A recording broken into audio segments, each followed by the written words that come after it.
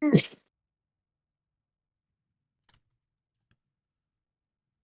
right, are we live? Let's see. All right, we're live. Great. Just going to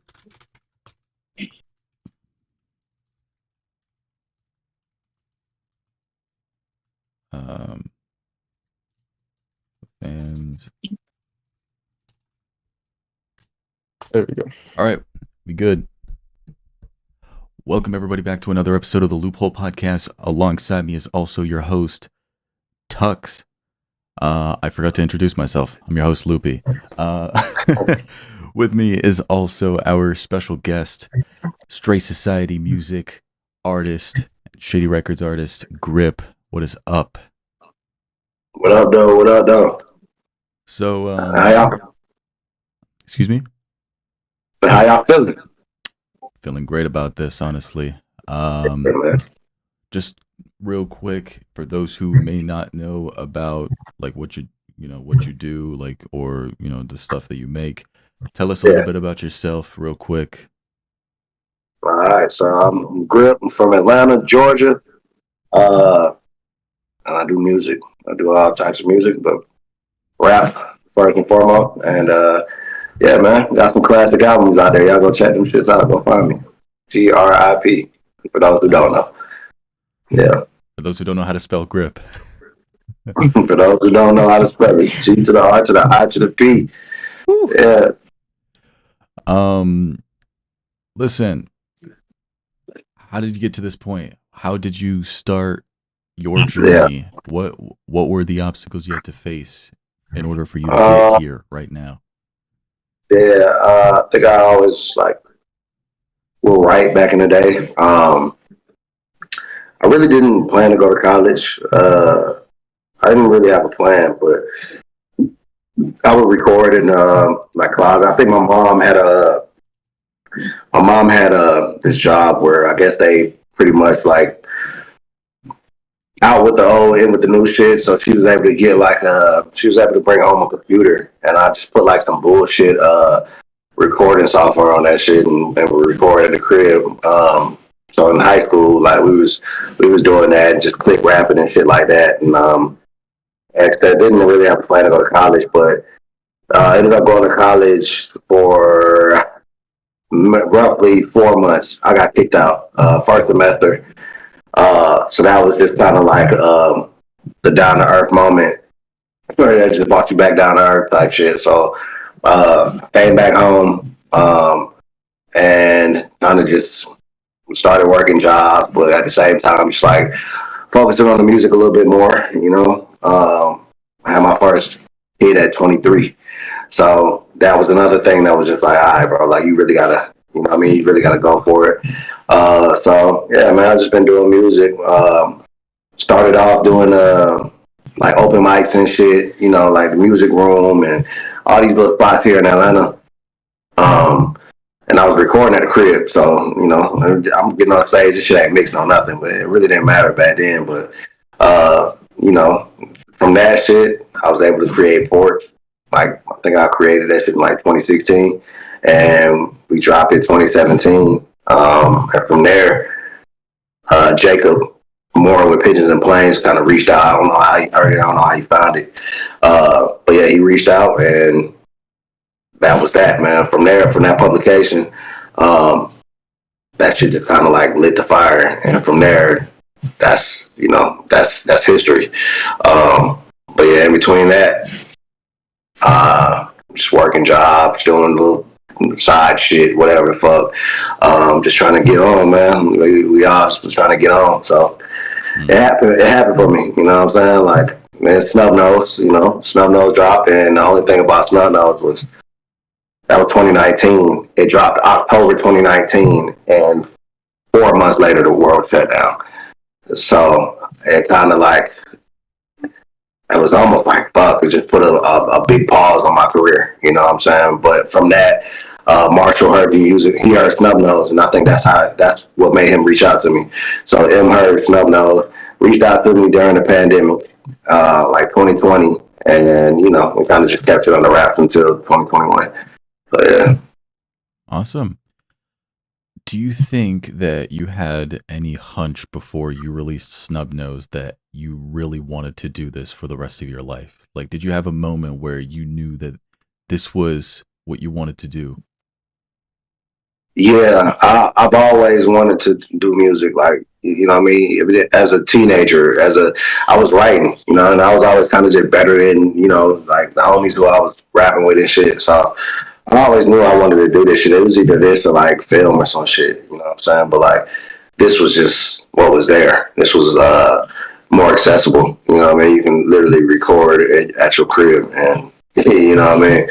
Get that music out. But yeah, I love the feeling of creating something and giving it to the world, and you know, people being able to use it for whatever it is, whether it's tough times or to get them through some shit or whatever the case may be, make them babies, whatever the case, you know what I mean? So yeah, I kind of I think I always knew that, you know, I wanted to do something with music. Yeah, for sure.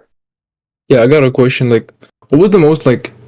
What's a song that you wrote? What like that you had most fun with? Like that was like special to you, like really special. Mm, I'm not sure, man. So a lot of times it'll be some shit where, well, maybe no info. I had trouble. I had that beat for like months, and I wasn't doing anything with it. Like I was just trying. I was listening to it, and then one day I was like, you know what, fuck it, I'm going to sit in the car, and I'm gonna figure this shit out. And I just sat in the car for like an hour and some change and just figured that shit out. But and that doesn't normally happen. Like most of the time, like if you got a beat that you've been had, you just can't find a way to attack it. I'll just forget about it, you know what I'm saying? But like that was one of the beats that I was like, nah, I want to actually like figure this shit out. It was a very complex beat, you know. But so I think I had the most fun right now, just because it was challenging. Mm. All right. Regarding your journey as a musical artist, because we've talked about this, I guess, sort of on the surface before. Prior to you being sort of implicated in the music industry versus how you are now, what changed in your way of releasing music? I know that for people who get into music with a label, the pressure to write and release could be a lot different. So how did life change as soon as you were signed? It did it. I already had the majority of IDFT done. You know what I'm saying? So like, I kind of try to stay ahead of shit. Even if I got writer's block or whatever, like I can always make something. I think that.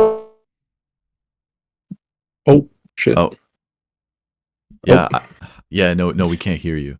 Yeah. It's all good. Take your time. Hold up.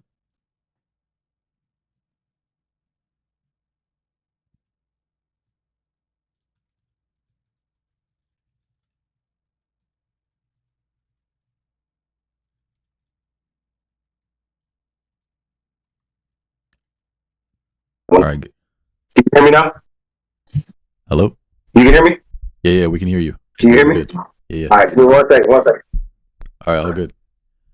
Hey, TJ. Hey, team.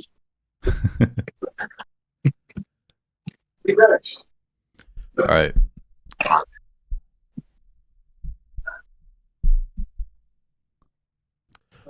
While we get into this, while Grip's AFK, we're just gonna give you guys the rundown of what's going on. So as soon as we are done asking Grip a few questions, we're gonna get into like a little trivia segment, and then once that is done, we're gonna get into some Q&A fan questions. All that depends on Grip's time right now.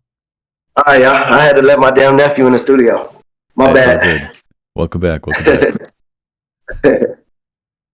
So yeah, I had most of that shit done, bro. IDFT. I always just kind of like try to stay ahead. So like, what I do, I guess the adjustment would have been, for me, I'm faster than the label is. So like, you'll make some shit and you're trying to put it out, and they're like, well, don't you want to just, I'm sorry, bro, just put this shit out. Like, it's cool. I made this shit in a week. Like, so, like, that's what Five and the Fuck You was. Five and the Fuck You was made in 6 days. And I think that we were just trying to get some shit out for the fans because it's like, shit, we hadn't dropped anything since 2021, aside from singles and shit. So, I think that, yeah, I can work fast, like, when I'm inspired and shit, you know? But, like, if I want to do a conceptual project, that's going to take a little bit longer. So I'll always just have music outside of that I'm, you know. So yeah, it don't really change. It don't really change for me. Like the pressure, it ain't no pressure for real. How about when after the music is made? Are there any potential downsides or something about being a musical artist in this generation that could be potentially difficult for anybody trying to get in? After the music is made? Yeah. Yeah, I think that we gotta understand, like, we live in a visual day and age, you know, so the music is one part of it, but also the rollout is a part of it. The visuals, the everything, you know, just I think that's where a lot of us have